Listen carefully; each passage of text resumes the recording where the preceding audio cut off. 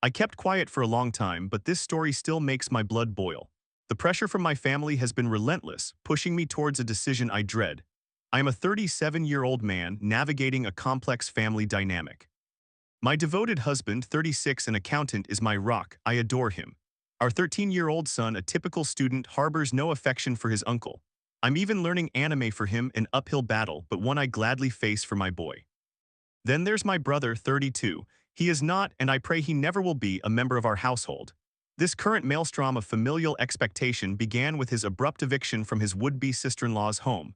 The reason? He foolishly badmouthed her, a formidable lawyer, to his friends, somehow believing his disrespectful words would never reach her. A betrayal without warning, a consequence without regret. Now my family, blind to his flaws, demands I take him in. You have an extra bedroom, they declare, forgetting it's usually for my parents' visits. Your house is big, they insist, ignoring hidden costs. But here's the stark, infuriating truth, the very core of my resistance. Entrust anything to my brother, a toy, a shirt, a fleeting hope, and it will vanish, swallowed by his utter disregard. You might as well bid it goodbye forever. This destructive cycle I absolutely refuse to perpetuate. My brother's visits invariably meant one thing: loss. Our cherished belongings, hard-earned money, everything we valued simply vanished. I knew I'd only see it again by furtively sneaking into his room to reclaim what was mine, a truly humiliating act.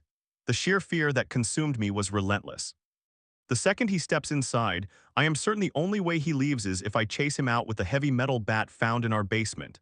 This image, brutal as it sounds, defines my desperation. He lacks a job, any sense of responsibility. I absolutely refuse another dependent. One child is quite enough, a sacred trust I cherish. Worse, every conversation he forces upon my son, our innocent boy, inexplicably morphs into a manipulative intervention, sowing seeds of doubt. My husband and I stood firm. We said a resounding no. He is not getting a single foot inside our peaceful home, yet a far greater dilemma emerged. Our family insisted we help him. He's family and family should help family, they echoed relentlessly.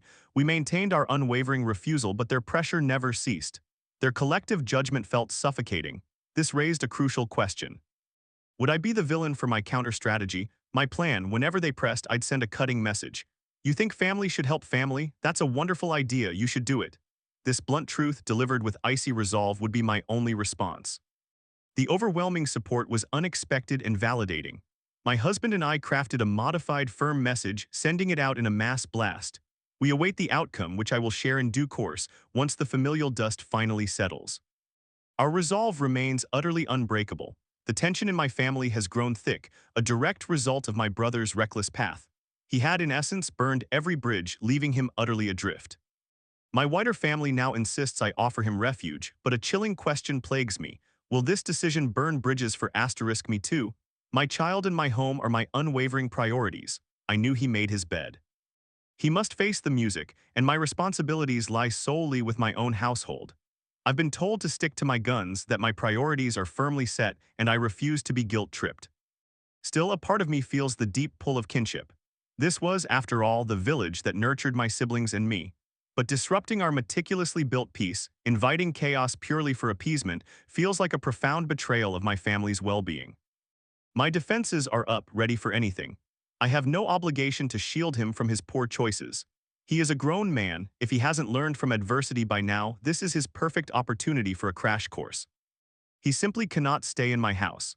His presence would shatter the tranquility I've so carefully cultivated, irrevocably altering our cherished way of life. For those pressuring me, their distorted definition of family conveniently overlooks the peace within my own home. My loyalty is to my household's well-being, a boundary I will not allow him to cross. My peace is truly paramount. I kept quiet for a long time, but my brother's request to move in still makes me shiver. Our relationship is codependent and unhealthy. That's precisely what truly worries me. How could I live with someone who hates my son? Protecting my own peace from parasites comes first. Yet I dread igniting a serious drama bomb. The realization hit me hard. Why else would my brother have these conversations? Always trying to change who my son is if he truly loved his nephew. It became painfully clear he doesn't. He criticizes, never truly loves. The thought he hates my son was a gut punch. That alone was enough.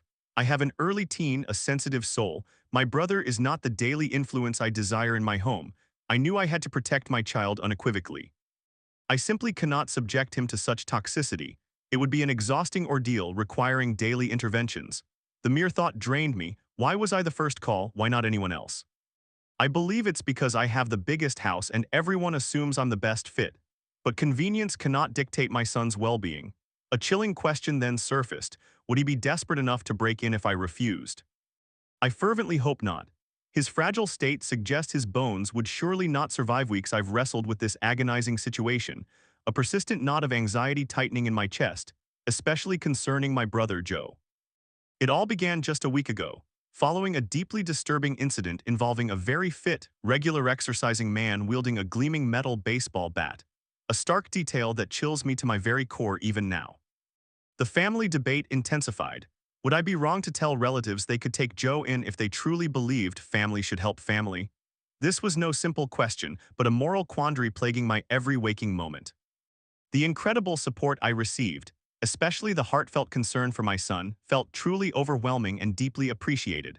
Whether from sincere well-wishers or mere observers awaiting the next dramatic turn, every word was absorbed. Crucially, my husband and I meticulously hid these deeper anxieties and specific actions from our son, desperately needing to protect him from the brewing storm. My husband, my steadfast partner, meticulously helped me craft a formal communication. We discreetly contacted Joe's ex-partner, Nighthawk, a truly formidable lawyer. Though Nighthawk hadn't formally committed to representing us, we desperately sought her invaluable expertise, our hope. Her guidance in drafting a stern, professional letter, replete with precise pointers and incisive revisions, ensuring it carried undeniable gravitas and formidable weight. For utmost clarity and discretion in this delicate family affair, I will use fictional identifiers.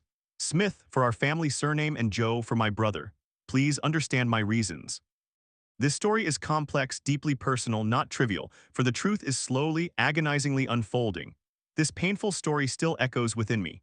I won't burden you with the exact letter we sent to our family chat, but its powerful ending established our unwavering boundaries. It read, if anyone feels strongly that Joe needs a place, our door is not the one to knock on, but yours absolutely could be. We fully support anyone in the family opening their home to him and showing how family support is done.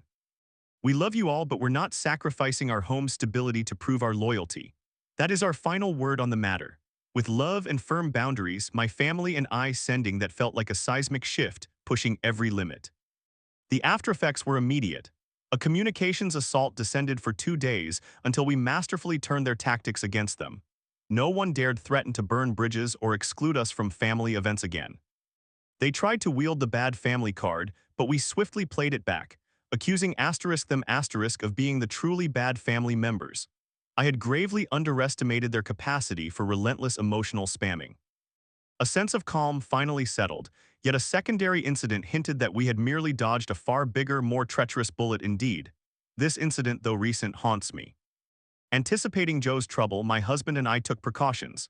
His police connections ensured authorities knew our specific situation. We made it clear Joe had no residency rights, he was unwelcome unless invited. During these unsettling events, we were away. We enjoyed a weekend with my in-laws, loving, non-drama grandmas who respect boundaries. Yesterday, the dreaded call came from my parents. Their worried voices reported Joe's run-in with police. Fortunately, he wasn't arrested or harmed, a small mercy. He showed up at our house at night, aggressively trying to force entry. No one was home, yet his desperate efforts intensified. Neighbors, mistaking him for a robber, called the cops. Officers arrived quickly. While I lack all details, my mother conveyed the initial disturbing account of Joe's brazen attempt. My mother told me the police confirmed Joe's attempt to claim false residency. They knew it was a lie, a desperate pretense. Then, utterly exposed, Joe admitted to the officers that he truly had no home at all. The police then presented my parents with a grim ultimatum. Either they would collect Joe or social services, including a shelter, would become involved in his situation. With no choice, my parents drove late that night to pick him up. Now Joe is unceremoniously crashing on their couch, a constant, heavy burden. Beyond this, other developments occurred. Joe's ex, Nighthawk, as I've called her before, it truly fits her fierce spirit, remains a close friend of my husband. She adamantly states she will never take Joe back to her nest. Joe may have lost a lover, but our son has not lost his cherished aunt. Our son is doing remarkably well. Understanding anime is still an uphill battle for him, yet he genuinely appreciates my diligent effort.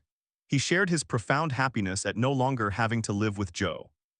I didn't inform him of the concern you all expressed, feeling it safer to shield him from those details. It feels better this way, truly. Conclusion, my family now faces the painful reality of their commitment. Joe is physically fine. Our own boundaries are firmly established and covered. We are safe. I'm sorry if this leaves a fragmented sense I've kept quiet too long, but Joe's recent actions demand I speak. Reclaiming our peace was a painful, necessary ordeal. We drafted a formal statement, sent it, meticulously covering our legal bases. After a brief, surprisingly calm police encounter, Joe finally moved on, now residing with our parents. A bittersweet yet vital resolution. I vividly recall the precise, almost sterile language in our letter to the wider Smith family, a document designed to establish boundaries without personal attack. It began, "To the esteemed members of the Smith family." For any who may not yet have heard, Mr. Joe Smith recently requested accommodation within our home, following his separation from Miss Nighthawk. Following thorough and collective deliberation among all household members, we have regrettably concluded that Mr. Joe Smith would not be a suitable tenant for our residence. The letter continued, anticipating family expectations. We acknowledge the deeply held belief that family should always support family, a principle we don't reject.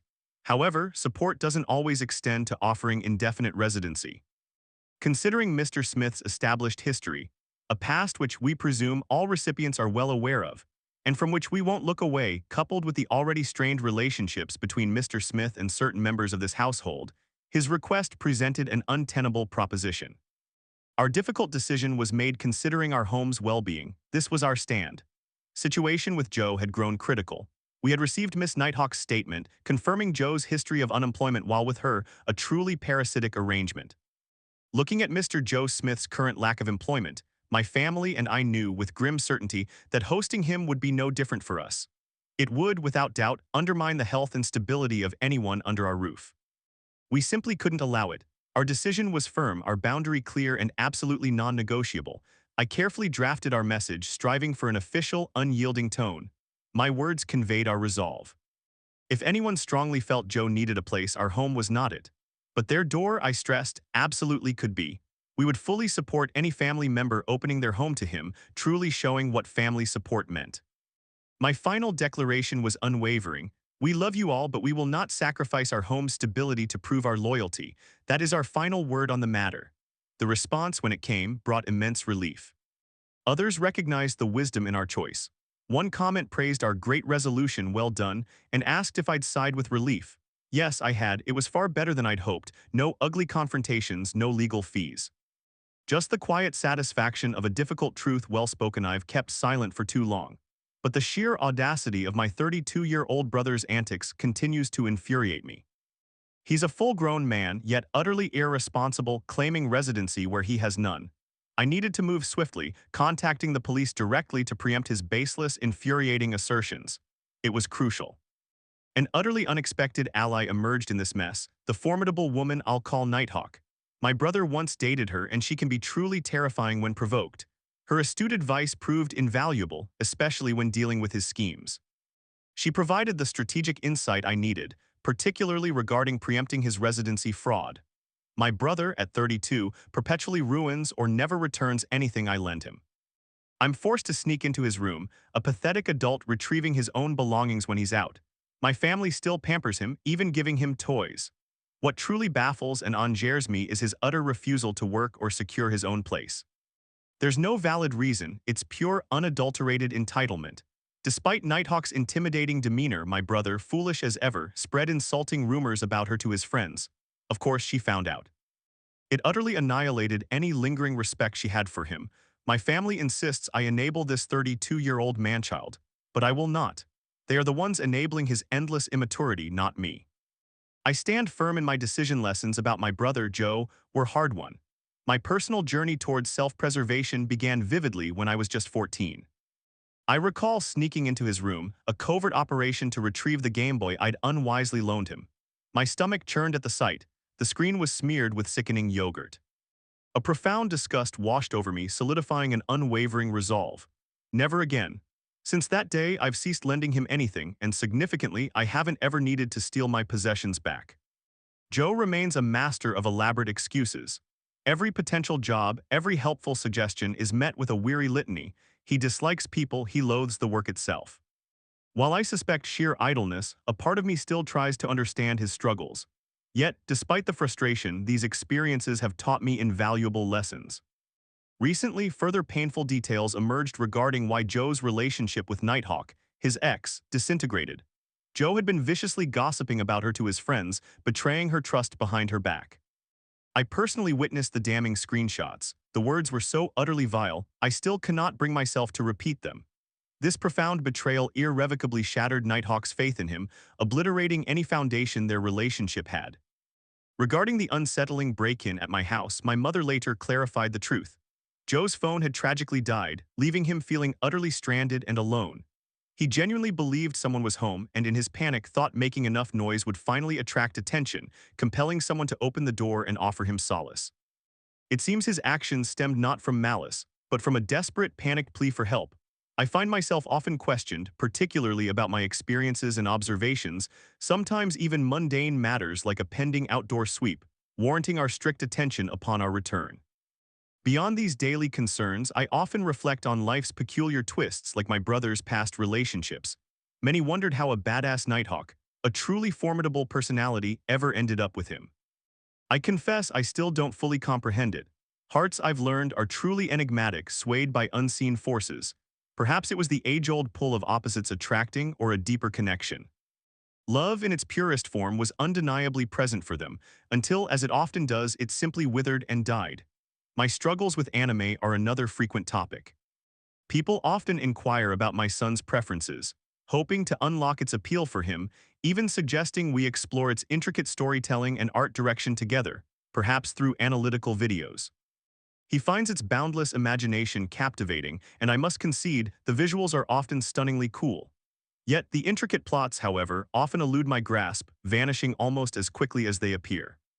I barely retain a shred of the narrative. Some insist that anime boasts richer, more coherent plots than other animated works, advising me to seek summaries for better understanding and to anchor myself within an episode's overarching story. Don't misunderstand me. I truly marvel at the immense creativity on display. The minds behind these narratives possess a brilliance I could barely fathom, certainly not without a copious amount of mind-altering substances to spark such wild, imaginative concepts. Despite this deep admiration, I just feel myself unable to fully immerse, finding my attention often drifts. The complex narratives frequently leave me feeling overwhelmed and unable to truly grasp the overarching genius that others see so clearly. It's a frustrating barrier, this mental block. I kept silent for too long, but this story still haunts me, a constant, nagging presence. A month has passed since October 18, 2025, and I still ask myself day after day. Was I truly wrong for telling my parents their idea was profoundly, utterly stupid? That question persists, a sharp edge in my mind, yet I resolutely stand by my conviction. Let me recount the painful truth. My brother Joe irrevocably destroyed all trust with his ex, Nighthawk. His betrayal was absolute, leaving no possibility of mending what was broken. He was mercilessly kicked out, banished from their shared life. A period of chilling estrangement followed, a cold war that cast a shadow over our family. The tension was so thick, neighbors suspected a break-in when he desperately tried to re-enter. It was a humiliating spectacle. Now, having burned every bridge, Joe has no other option. He is now living with our parents, a foreseeable consequence of their ill-conceived plan, confirming my ignored warnings. I've often stayed silent about my family's bewildering choices. But this recent escapade involving my parents and Aunt Nighthawk demands retelling. The memory still makes me wince. My parents, utterly exasperated by Joe's parasitic habits and his refusal to contribute, concocted a bizarre scheme, their grand solution. Persuade Nighthawk, Joe's former partner, to take him back. They believed a dramatic gesture could reignite the spark, utterly disregarding Nighthawk's profound disdain. She harbored no respect, no affection. The notion was ludicrous. My husband and I vehemently warned them against this utter folly. I explicitly stated they'd be fortunate if Nighthawk didn't summon her entire flock, her loyal friends, to hunt them down for such an egregious insult. My husband reinforced the gravity of their potential misstep, striving to ensure they grasped the precariousness of their proposed action. Even my insightful son, with characteristic bluntness, declared it was not a Hallmark movie scenario and was destined for catastrophic failure. Yet despite our dire warnings, my parents, stubbornly oblivious to reason, proceeded with their preposterous plan. The call from Nighthawk, laced with an icy fury, confirmed my gravest fears. She recounted with chilling precision how my parents and Joe had staged a party ambush in the parking lot of her workplace. She unleashed her fury, verbally tearing into Joe and my parents alike, leaving them utterly humiliated and scrambling to escape her palpable wrath. When I later discussed this mortifying event with my son, he delivered a piercing, unforgettable observation. He suggested Nighthawk would have preferred an actual ambush, as it would have offered perfect justification to use the brick he imagined she kept in her trunk. His words, sharp and undeniably true, perfectly encapsulated the absolute disaster my parents had engineered, solidifying Nighthawk's unwavering contempt and leaving my parents to face the bitter consequences of their utter lack of judgment. The incident, a heavy weight, felt like a dark secret kept hidden in my purse. I'd already discussed violence's gravity with my son, ensuring he understood its impact. Then my parents detailed their failed attempt, their voices thick with disappointment and thinly veiled accusation. They branded me cruel, suggesting I should have intervened, offered some help. What I did next I deeply regret. The anger within me simmered, then erupted. I unleashed a torrent of words, branding their plan as utterly foolish, doomed to fail from the outset. My refusal to become an accomplice, I insisted, was pure self-preservation, a desperate act to protect myself from their folly. I cruelly reminded them they were unhappy with the graves they'd dug, that the shovel should have been laid down long ago. On the other end, my mother's voice trembled, spiraling into palpable panic. I couldn't bear it. I hung up, the ensuing silence echoing louder than her distress. A heavy cloak of guilt now smothers me, stifling my breath. I despise raising my voice, abhor inflicting pain upon others. To defend my family, would I wield a metal bat without hesitation? But this wasn't a physical blow. This was an emotional vivisection, a deliberate carving out of their spirit. My conscience is raw, bleeding. I am desperate for external judgment to make sense of this profound moral dilemma, for an unbiased perspective on whether my self-preservation was justified or if I am indeed as cruel as they truly claim. The consequences of that call still reverberate, a painful reminder of words I can't unsay. I kept quiet for a long time, but this story still makes me shiver. Honestly, I'm at the end of my rope, not in anger but with sheer exasperation. My family's incredible stupidity had become a spectacle. Someone even pictured a parking lot party in the drama, wondering about balloons. Yes, Nighthawk mentioned a cake and balloons, finding catharsis in taking her keys to them, puncturing that flimsy facade of celebration. I tried to help. I told them it was a terrible idea, my husband backing me up. They refused to listen. My parents, it seems, must learn lessons the hard way, regardless of the chaos. This debacle was 100% on them. I wasn't the antagonist, perhaps only for trying to keep my account brief. I simply didn't want to waste more of my time on their absurd plans. My parents desperately need a spine. They must tell Joe to leave. I wish my family wasn't this utterly clueless, but Nighthawk wasn't their first target for dumping Joe. Oh no, they tried with me first, attempting to offload him. Then my sister. Thankfully, her landlady's timely intervention shut down that preposterous idea cold. Their foolishness and lack of foresight are truly beyond me. I don't think my parents comprehend the constant strain they impose on everyone. My parents knew the agonizing full truth. Every mean, every insulting word Joe spewed about Nighthawk, they witnessed it all. They saw the venom, the heartless, cruel pain that festered.